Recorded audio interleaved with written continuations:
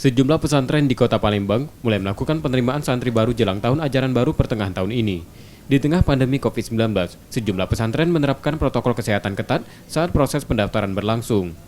Meski calon santri mendaftar langsung, namun calon santri wajib menggunakan masker serta menjaga jarak dengan panitia saat proses pendaftaran.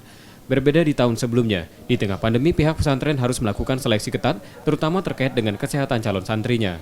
Hal ini dilakukan untuk meminimalisir penyebaran COVID-19 di kalangan santri, terutama yang nanti akan tinggal di asrama.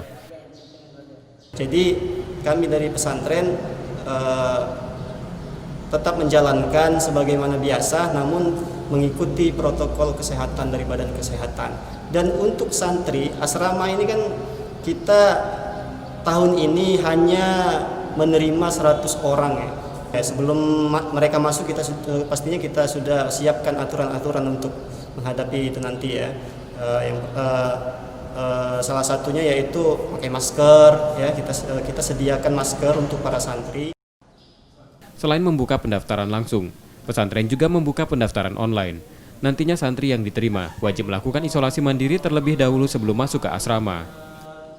Nur Muhammad, Kompas TV, Palembang.